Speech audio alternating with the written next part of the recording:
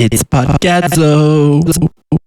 Everybody, welcome back to Podcadzo, the official companion podcast to the well-known indie rock band Kadzo. Big news. I'm going to start. Go ahead. New Thrice song today dropped. I saw that you posted it. I've not listened to it yet. It's fire. Dropped an F-bomb within the first 10 seconds of the pod because it's that fire. It's, oh my God, I'm so happy. Like, I'm so happy. It sounds really cool. It's heavy. It's like the perfect, like, they made us wait for so long for this part 2 album or whatever, and it's been so worth the wait, I can say, after one song. Between this, Deftones, and just the other heavy music that's come out lately that's been quite good. It's a real Julian summer. It's a great year for heavy music. Because, I mean, Spinner was like the beginning of the year, and that record has been in my rotation heavy. Shout out Eyes. That's crazy. That was like March it came out? Yeah. February, something like that. Feels like I know, it feels like it was a couple weeks ago. Yeah. Good year for heavy music, I would say, because there's not really too much else out there that's like... Well, have you listened to the new Tyler album? Okay, I'm glad that you mentioned that because I honestly probably would have forgot. I have listened to it twice. Have you listened to it? Just once. Okay. But yeah. What are your initial thoughts? I am pretty lukewarm on it. Okay, that's fair. I think that's about where I am too. Yeah. I really like the idea of it. Like, I like the fact that it's just for funsies and not super serious and not super conceptual. But I think Tyler is at his best when he's super conceptual, in my opinion. Not to say that it's not great, but like, I don't immediately love it the same way that I like immediately loved like Chromacopia and Call well, Me it If You does Get just kind of Lost. feel like a come down album from Chromacopia. A little like, bit. You know, I did something very out there and conceptual and like a big project, and here's 7 Here's me tracks just or whatever it letting is. loose, having fun. Some fun rap songs. And also just like, I think he's dabbling in a different type of music. Like, it's not necessarily stuff that he's ever made before. It's not a rap album. Mm-hmm. It's not like a pop. Well, it is like poppy, but like kind of hyper. It's like kind of a throwback record to like the 80s rap and stuff. And yeah, it's different from what he's done before, which I always really appreciate when an artist does that. I think it's the perfect length. I think if it was like any longer, it'd be too much. Yeah, true. It is pretty short and sweet. So, yeah. But I love the aesthetic of it too. Like, the artwork is great. Yeah. I do. Yeah. The character is great. Yeah. I do like that a lot. Well, fun episode of Podcadzo today. We have returning guest Hoolie, also known as David, on the pod. Hoolie, of course, did the remix of Larimer Street, which, if you haven't checked out the Larimer Street remix ever or even in a little while, please go listen to that. You can pause the podcast and come back. Absolute banger of a remix. Something we're very proud of. And we were honored to have Hoolie remix that track and to have him on the pod again today. So, unless you have anything else to say, let's just hop over to that interview with Hoolie.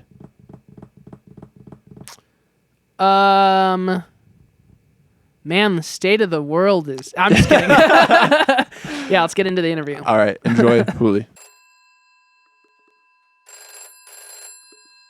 We're good. We got it. Cool.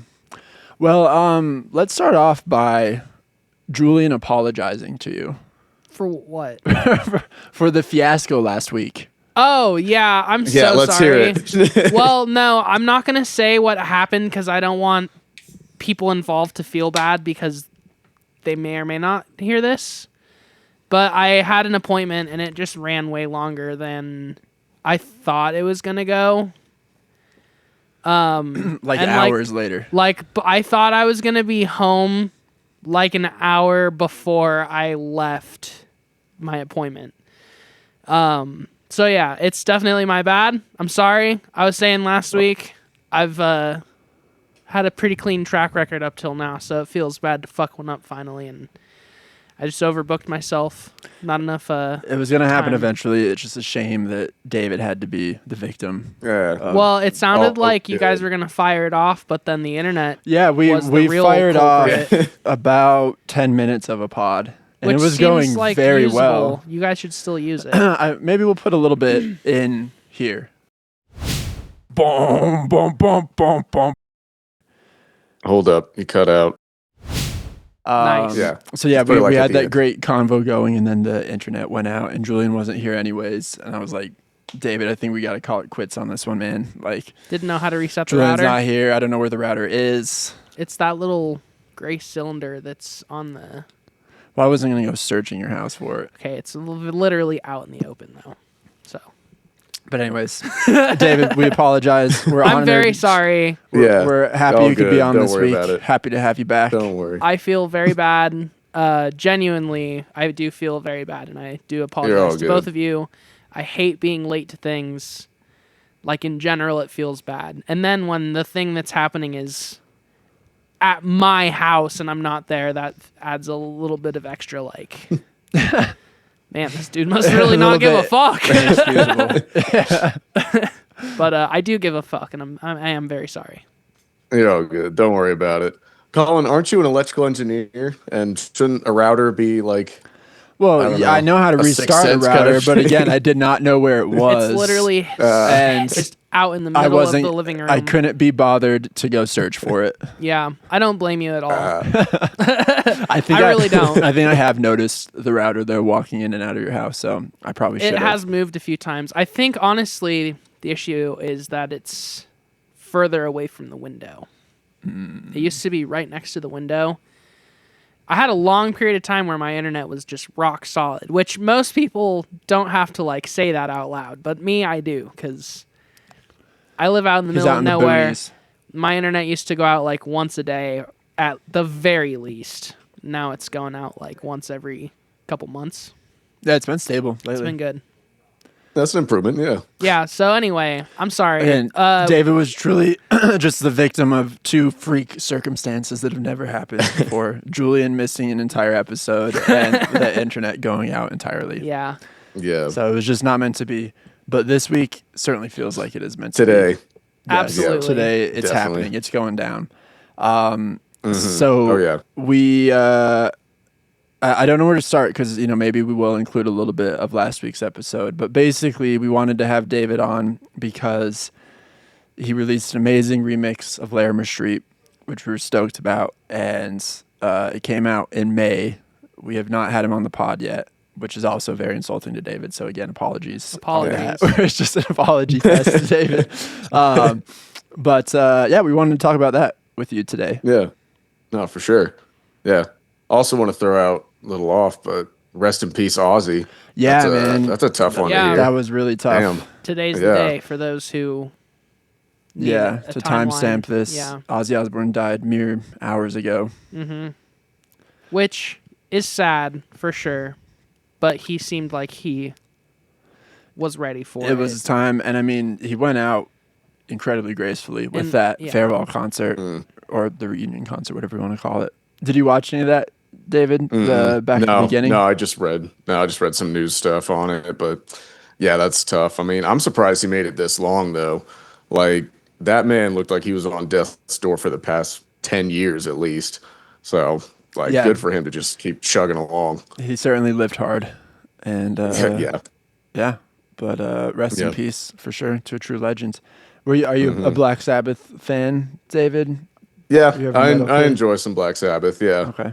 Yeah. I mean, it's good. It's good workout music too. But yeah, I listen to a decent amount. War Pigs is a fucking amazing long ass song. It's an all-timer. But It's an all-time Oh, yeah. for sure. no, they're great. But yeah, that's a tough one. I don't know. But anyways, with the song. I guess I could just, unless we want to put what we talked about last week into this, I can go over a little bit of let's that. pretend we didn't, and let's just Yeah. start. Okay. I Because don't Julian know. wasn't here anyways. I'm the most important Yeah. person in the equation here, so. Yeah, Yeah. we have to accommodate Julian's Yeah. his circumstances here. So My fair. self-indicted circumstances. I think how we started last week was, I was kind of saying, man, someone's ringing the doorbell again. Oh my god, It's does it's it make a- like an actual doorbell sound? It's like a old, Like an old school buzzer? Old school, yeah, sounds. Damn, that tripped me the fuck out. Yeah, sorry, my I was like, my I don't even have a doorbell here, and I camera's swear I'm hearing a doorbell freaking right out now. over here. So how I started off last week when we were talking is saying, you know, like coming from the indie rock worlds, it's been a long time honored tradition that I think is really cool to kind of have, you know, like these remixes of indie songs, of indie bangers in the past. And it was always a dream of mine that someone would do a remix of one of our songs. And it finally happened with David Hoolie remixing Larimer Street. And, you know, like I think if you talk to us guys in Cadzo, that was maybe an obvious one to remix. But David, what inspired you to pick Larimer Street or even, you know, do a remix in the first place? Yeah. So, yeah, I definitely wanted to do some sort of indie rock remix because I thought it'd be kind of fun to mess with. A big thing for y'all that makes it really fun is the keys and the synths that you use there is really fun to work around. So, I was, listened to the new album, went to the concert for that too, which was awesome. And then the concert that y'all had at, gosh, what was it? Globe Hall. What's the place off of? Yeah. No, the one off of Colfax. That was Lost Lake. Yeah, you were at that one too. Lost Lake. Yeah. And then I brought it up to you to do a remix, and I listened to the album, like solid album, and I was thinking like there's got to be something on here that would just be like a great thing for me to mess with and just like put my own stamp on. And just kind of bring out like what y'all have, and then do a good mesh with some more electronic styling. But Larimer Street was the one that stuck out the most. I was just like I told you last week. I mean, I was kind of walking out of places where I just need to like put down sounds, and so I do this. I don't know. This is how like my brain works with that stuff, but. I just had to like record it on my phone and make really shitty noises with my mouth to kind of be like, oh, okay, that sounds, close enough to what I could make. And then just, from there, just get some good, I don't know, keys going, make some good synth sounds. I don't know, just kind of went from there. But yeah, I mean, one of my favorite things to use from y'all's style is definitely the keys. That was really fun, and of course getting your vocals in there and doing some fun chopping with it, and adding a little bit more like verb and other things to it was fun. So yeah, no, I was happy with how it turned out. There's a lot in there.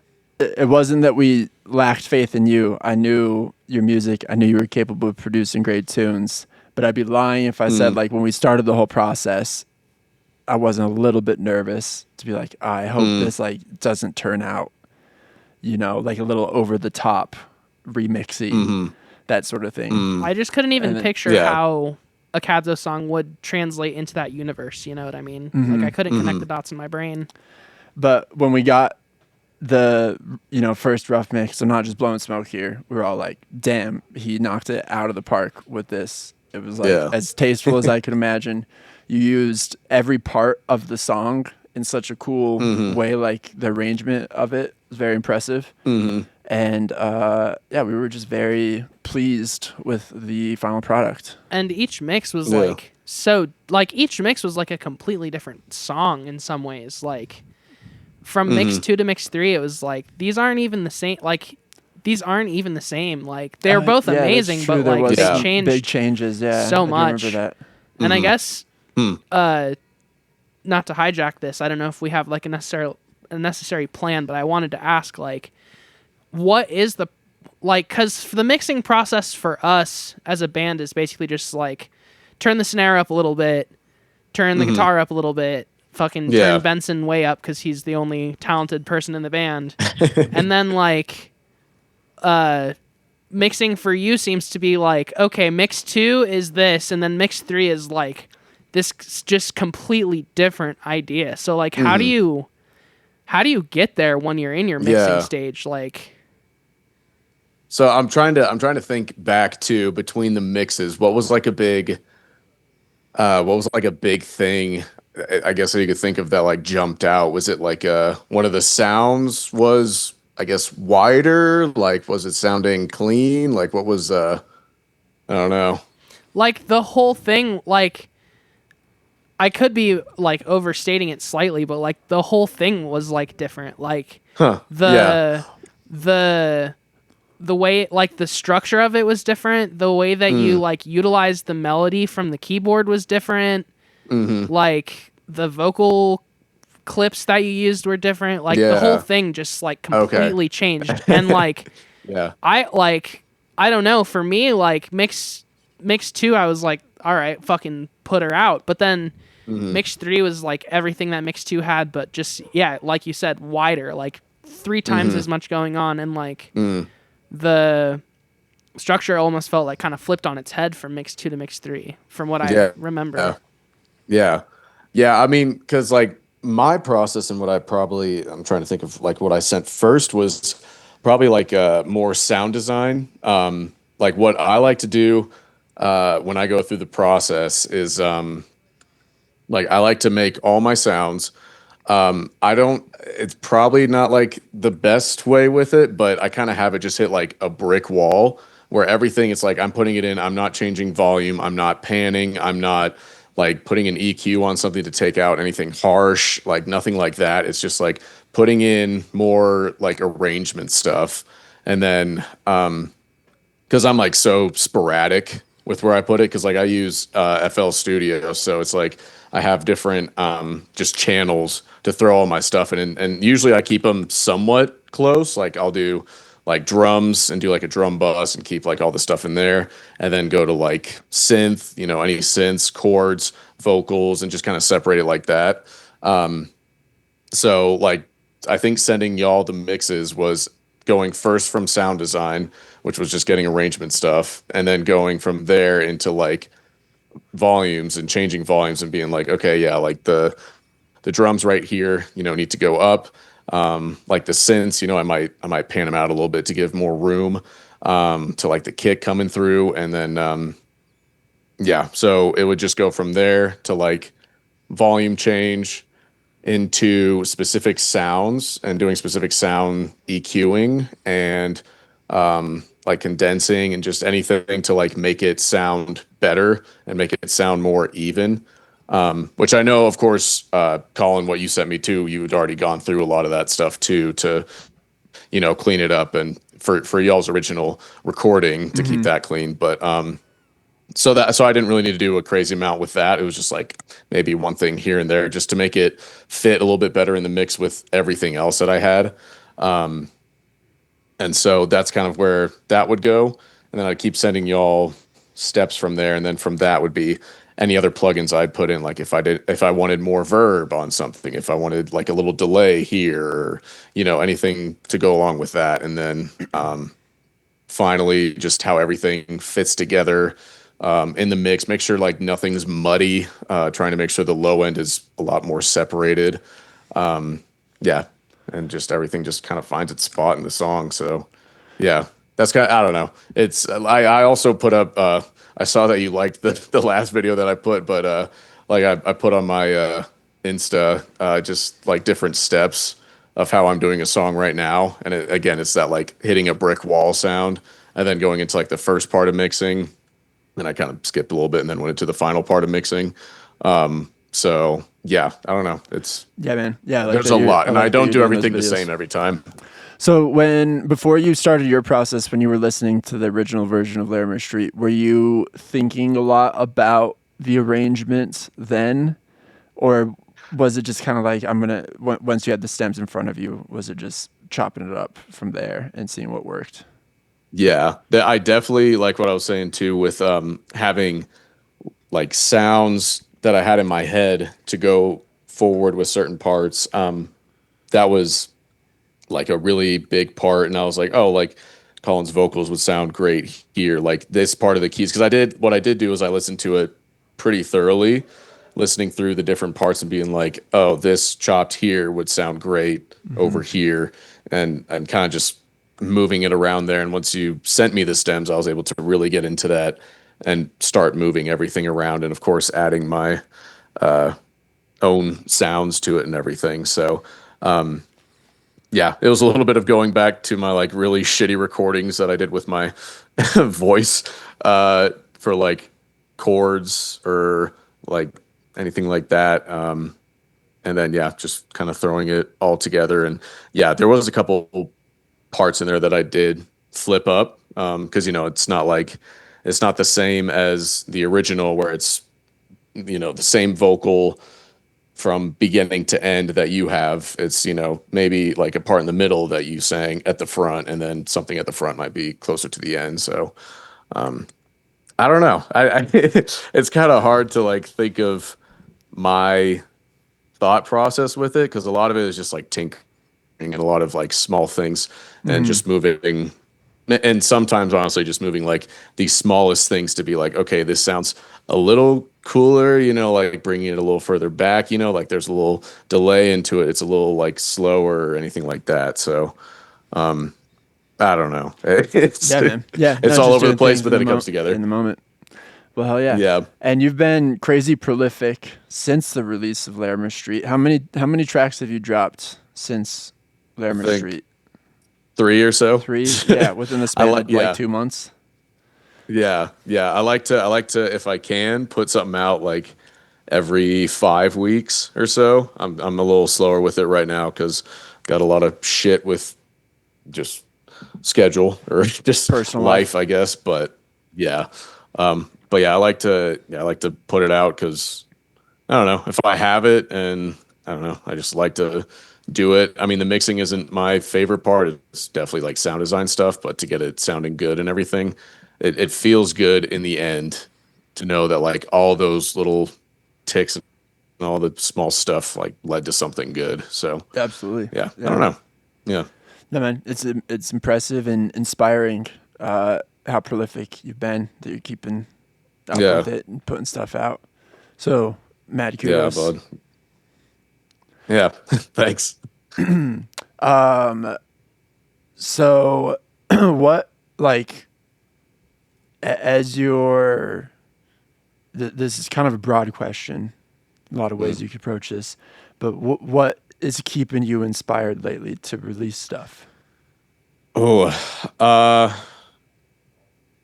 don't know. I've kind of been brought a little more down with keeping up as quick as I guess have been with releasing stuff. So I think that's a big thing too is moving and getting to a place where like I have my own space again to be able to do music stuff, because as you can see in my background there's like a fucking kitchen and packed boxes and shit. So this isn't the most ideal place, I guess, for that mindset to get into making music. So I don't know. It's just like I need to get back on it, and hopefully within like by the end of the month, I can really start pushing again. But yeah, I mean, there's things that are keeping me going. I have a song that has been taken a little bit because I have a girl that she's a great singer. But I've just been waiting for her to like get the vocals for a song that I sent her. Oh, cool, man. And like she wrote it too, and is actually supposed to be recording it today, actually. So hopefully I'll be getting those stems soon. And can, Is that your first one other than the Larimer Street remix with live vocals? Or have you used live vocals before? Yeah. Okay, yeah. Other than like sample stuff, that's that's gonna be a big one. So yeah, had to go through like all the paperwork shit for it too, which I have no idea how to do that. So it was a lot of give and take. What paperwork? Just to like get her as a feature? Interesting. Yeah, feature artist agreement stuff. Yeah. Gotcha. And then just, figuring out what's like a good middle ground for both of us. But yeah. The legal mumbo jumbo. Yeah, should we have done that for like? No, we did something. We did. David sent me. David sent me some documents. Oh, nice. I gave it to Colin. Yeah. Yeah, we're protected there. Fuck Don't yeah. you worry. I wasn't worried until we had this worry. conversation. I didn't even know that was like a thing. Yeah, It's there. Jordan, if you want to see it, yeah. I don't. It's not very exciting. I don't care at all. it's 50% of every Cadzo song actually that David has. Oh, so, I might care a that little was bit. part of Then the agreement. Oh man. Yeah. You might. We should. There's a little part in there that says like about that he first. owns your entire catalog. Yeah. Huh. Okay. Well, I mean, I hope that you do do more with it than we've been able to. With great power comes great responsibility with the Cadzo catalog. True. So I guess like in the grand scheme of things, and not to like piggyback too much of your question about what inspires you these days, but like I think we struggle, not that we struggle, I think we're relatively prolific as a band as far as our output. Like we write a decent amount and we're relatively quick with our releases, but like I definitely am not inspired enough to necessarily put out releases that quickly. And it's also it definitely builds the portfolio and stuff online, but like what is the overall, I guess for you, like what's the overall vision? Because we kind of talked about like last time we talked about how it really started out as just like you doing it because you have always wanted to, and like you wanted to just push yourself to see if you could do it and do it good. But like now it seems like you're gaining some ground and again, like giving people like a little peek behind the curtain with the stuff you're posting on social media. So like, has the goal changed at all? And like, are you inspired now to maybe do this on a more like full-time basis? Yeah. No, I mean, that would definitely be the dream. I would love to, quit my job and be able to just do music, produce music full time. But I mean, as y'all see too, like the music industry and everything, it's very just saturated. A lot of people out there that like, I don't know, have the access to just have the access to make music like a lot easier now than, even 20 years ago. Like there was a lot less people that I guess were going for it. And so that's just a tough thing. And trying to get like music out there, it's tough. It's tough to find like a good channel because like I produce, but a big thing with like EDM producers is like DJing. And I honestly, I haven't DJ'd in a long time. So like that's something that I would need to, if I wanted to like do more live stuff, I would definitely need to get back into that and just I guess start doing more live things, which I haven't. So I don't know. It's like it would be so great to just be able to do this like full time, and I'd love to, but I don't know. Maybe the means of how I've been trying to get it bigger and to get it more noticed is not like the best move. I don't know. Because I mean, with y'all too, like y'all play pretty regularly, like live. Would you say, like, Yeah, we which is we helpful. go through ebbs and flows for sure. We're looking to pick up the live dates lately. We went through like a big run of playing live shows earlier in the year, and then kind of took some time off because personal life got busy, and then we were also like spending a lot of time writing, kind of preparing the next Cadzo release, which is forthcoming for sure. But yeah, man, I hear like outside of the music market just being saturated, what brings me down so much is just lately it's been complicated with all this AI nonsense, which we've talked a lot about on the podcast, so I won't even get into it. But Fuck AI. Just the mechanisms behind it and how it's all based on image now. And image has always been a big part of like being successful artists. Like there's so many bands who were less talented than other bands who got big because they had the right image and they presented themselves the right way, which is a great talent, and that's an art in and of itself, is having a good image and knowing how to present yourself to the world. But that's been so like that the importance of that is so bloated now, and the social media presence, it's just like it's kind of shameful, I feel like, almost like to play the game too much nowadays as an artist. And like Julian and I talk about this, like to like really, really, really go for it and like do the shit that's gonna make you as popular as other bands. I just don't know if I would feel good about myself at the end of the day to like even participate in that rat race to that extent. And the like seriousness with which you like have to take yourself to even, I don't know, give the illusion of being like a real band on social media these days among all the like joke bands and fake bands and bands that just are only social media bands is just like not worth it, I feel like, because that in itself is a full-time job. Is like, okay, today we're gonna make a reel or like 10 reels about our band practice, and we're gonna like do the bullshit where we like guess who's the drummer, like that, just like not about or that. I've been seeing bands who are like, it's our media day, and they'll just spend like a full day of the week, just making their little Instagram reels and little sketches and stuff, which a lot of I don't want to sound like too much of a hater. A lot of bands can do it tastefully, and like I said, there is a legitimate art to presenting yourself, and that can be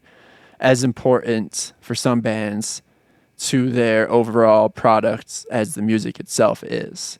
But it just, at the end of the day, it's very depressing. You see so many bands just copying, and when I say bands, I'm talking about artists in general, like producers, DJs, all that. Just stepping over each other and copying each other. I've seen, it's like what we were saying earlier. I've seen 100 bands make the same reel. Yeah. Well, and also just trying to, in a way that annoys me at least, they're trying to like predict what the next like thing will be. Like they're predicting or trying to like decide the next trend or like force a trend on people where they're like, play this song when you do this, and it's like, fuck you. Like, no, if that's the only reason why you're writing songs, then just stop it, because it's depressing and it's half-assed, and it just cheapens music. Yeah, like, that's music in a lot of ways is cheap in people's eyes. Like the only value it has is a TikTok sound, or if it has some novel value to it that people can exploit for something like that. And I guess to like somewhat turn this into a question, instead of just complain to you, to somewhat turn this You're good, into I'd a say the same. question is like, okay, so for us personally, and I don't want to speak for the whole band, but for me personally, I don't necessarily worry about when we're doing songwriting and making records and stuff, I don't necessarily worry about like, okay, well, is this going to sound in line with what's popular right now? Is that something that because like, I feel like for rock, that's kind of less of a thing, or whatever we even are, indie, alternative, like the goal of that is to like be unique as much as possible, or like carve your own path. But like with pop, and not to say that what you make is pop, because it's really not, but like with that like poppy music of today, the goal is like the opposite, where it's like, how can we sound as similar to what is popular right now as possible?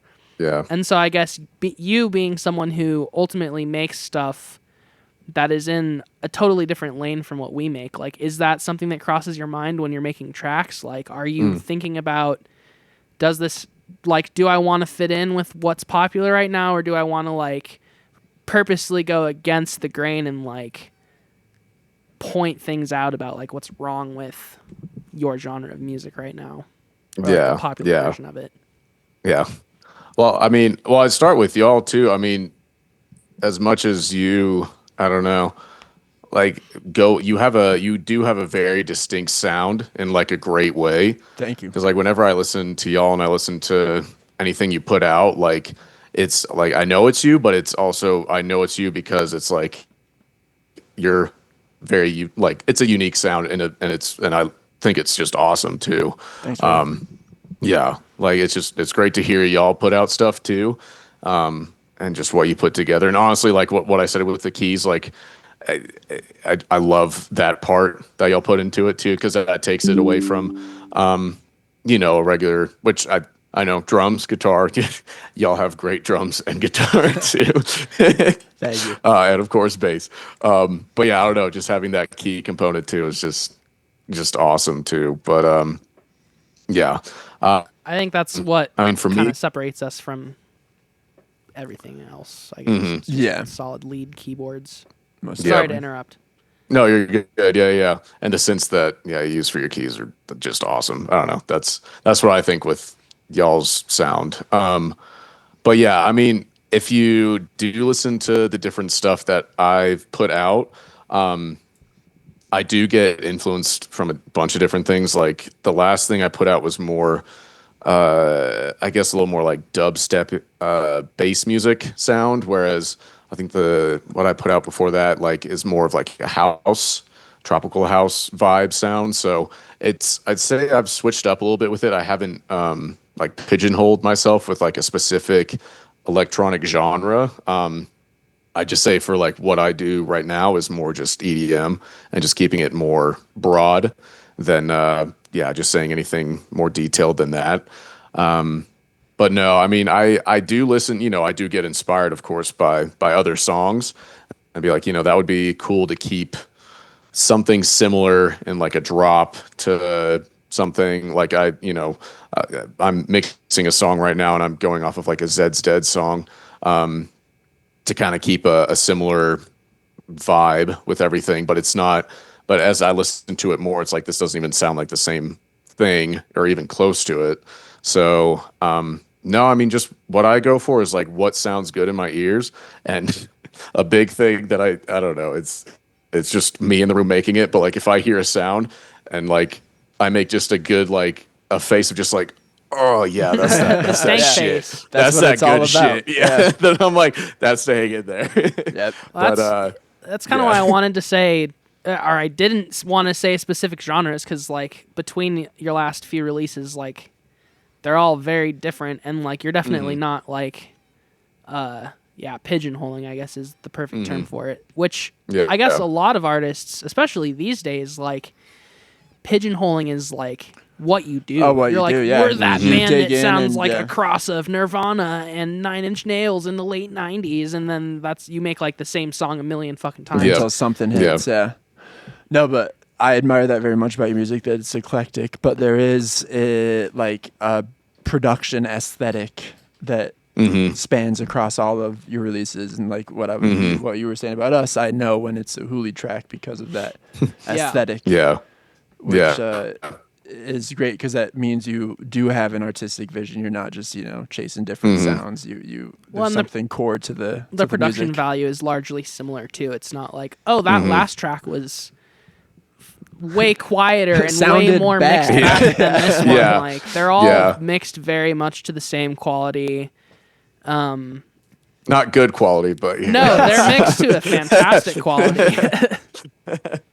No, I mean that's also another thing is like that's why I say sound design is like my favorite because I got to be honest, I could definitely be way better with my mixing, but it's just such a like mixing in of itself is its own art, and it's a totally just like you can be taught it, and I have been taught it by a couple people, but it's very much like your ear is your best friend with any of that. And same for mastering, like I don't master anything. I can't because it's just like I'm like I need to focus on this stuff, and hopefully there's someone that I can trust to do my mastering for me, so like I can just deal with what I can, I guess, like what my mental capacity can control. Like I heard that like there's a bunch of big producers that do that. Like I just heard an interview from with Zed, and he's like, oh, if I was in the master, like in the mastering room and like listening, he's like, I go fucking crazy because it's just like there's so much shit going on. And like that was a pretty interesting interview. The interviewer, he was kind of weird, he was holding a guitar a lot. God, what was his name? It was like Rick Beato. I don't know if y'all have heard of him or anything. Hey, fuck that fucking guy. Just kidding. I know y'all have heard of him. I wanted to bring it up. That's Just hilarious. wanted to give you shit. When you said holding a guitar, I was gonna be like, "Wow, what a douchebag!" He probably wants to sound like plays guitar. It sounds like Rick Beato or something. Guy I know of. He wasn't actually hilarious, holding a guitar, but I had to throw it in there. He wasn't listening to Zed's songs, being like F major 7, G. Okay, guys, Oh, let's yeah. figure out why this sucks. Yeah, I love that. Like, out of all of Zed's like discography, he talks about like 2 songs, and he's like, "Oh, that sounds great." It's just like where the 2 songs that reminded him of the 70s the most. probably back when music was good. Yeah, Stuff that sounded like Emerson, Lake, and Palmer. This reminds me of that solo from that Emerson, Lake, and Palmer song. You guys are too young to know who they are. No one knows You guys what are I'm too talking stupid. about. Yeah. You guys are listening to Sabrina Carpenter or some bullshit like that. Oh god, it was so funny because like I did watch that interview and I was trying to remember. I'm like, God, where have I seen this fucking Rick dude? Beato, And yeah. I was like, oh shit. And I like rewatched the one that we did, and I was like, yep, there it is. There it is. Our mortal enemy. Yep. Oh god. He gets mentioned a lot. Not more gonna lie, I did than- watch that. We've actually been giving Rick Beato a little bit of love lately. Yeah, He's had Yeah, some good that's takes good. he's lately. had some good takes lately. Yeah. There's good takes scattered throughout. Okay. Yeah, but If you dig still deep fuck enough. that guy. Yeah. My whole beef You're with not- him you're is not just changing your like, mind? don't wear double denim in every single fucking video. Change it up a little bit. Yeah, Julian cares mostly about fashion. And the way it's cut together. He'll be like in his studio holding a guitar, and then it'll randomly cut to him like in a field with like nothing around him, and it's just like, why did you make that stylistic choice, bro? True. Keeps you on your toes. Yeah, it really does. But That's yeah, funny. no, I hear what you're saying, man, because mastering engineers, those guys blow me away. That's like the most disciplined art of the whole process, in my opinion. And yeah, it just takes Oh, yeah. a lot. It takes an incredible ear and a lot of discipline, like I was saying, to make those minute changes in a way that actually elevates the song.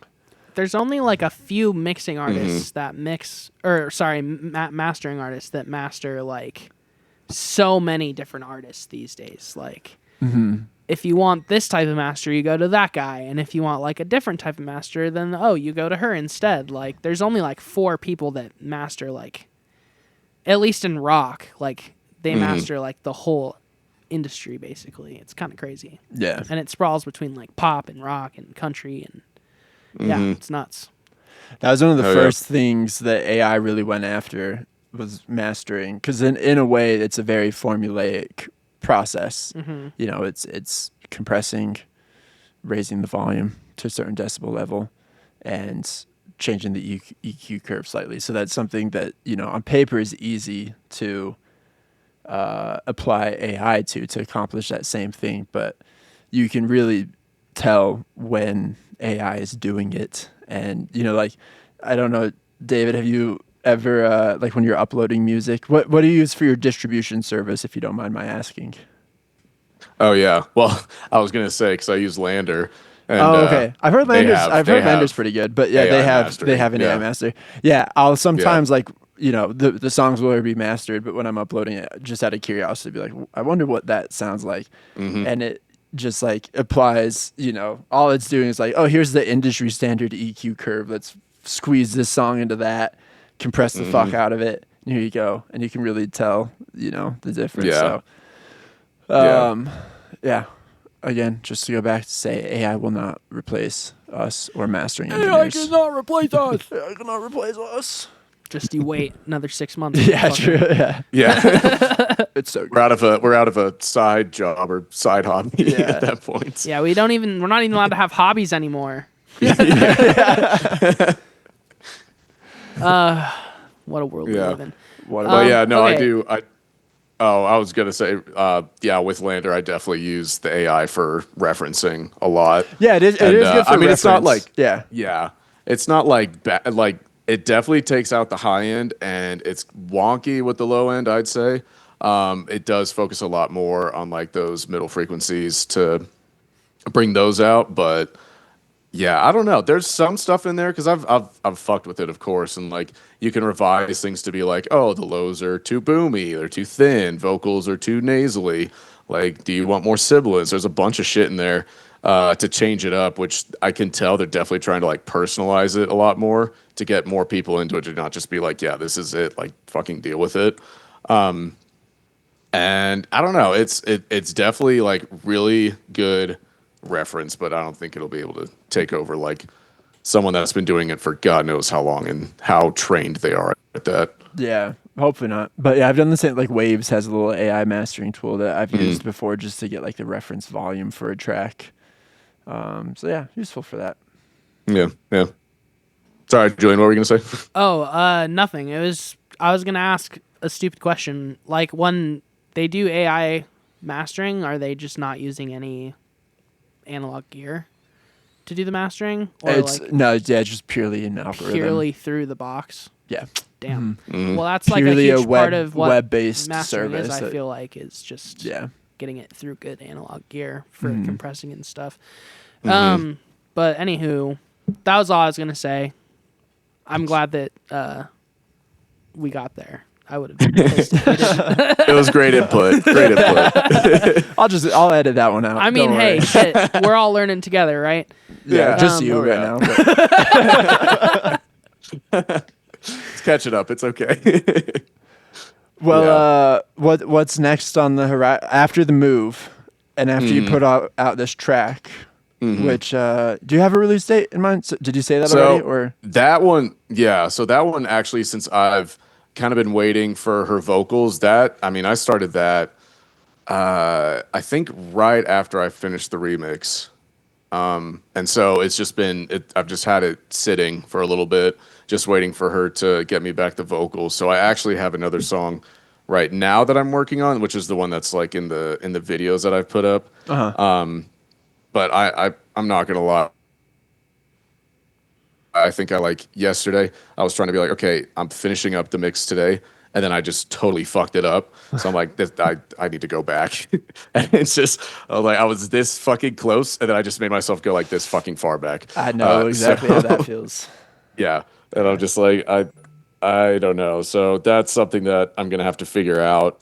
And so that's gonna be the next one, maybe, and then hers. I gotta see, but something that I'm hoping for, because I think in my opinion, it's one of the, and don't want to be like cocky or anything, but of stuff that I've put out, I think it's like one of the best things that I can put out, and it's a very distinct or very different sound in there than a lot of stuff. Like I use kind of color based stuff mixed with some different things. So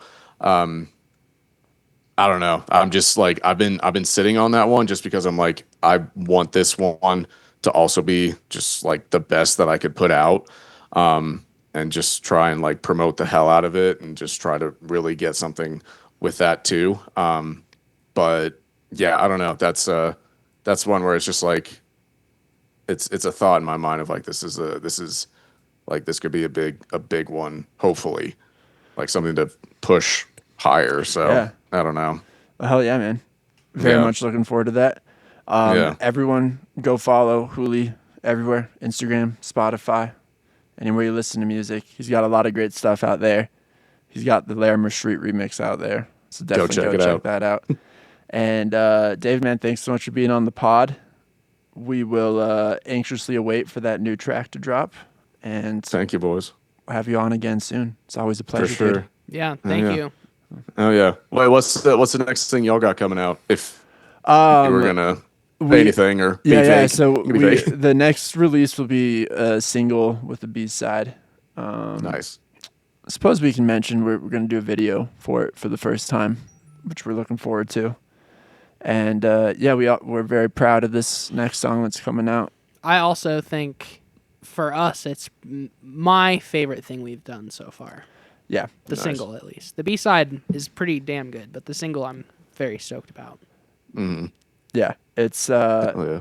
it's definitely where we want to go with the Podcadzo sound, I think. So we don't have details yet on when it's coming out, but it will be soon. And hey, if you come see us August 14th at Globe Hall, we'll be playing that new song live for the first time. So there you go. Okay.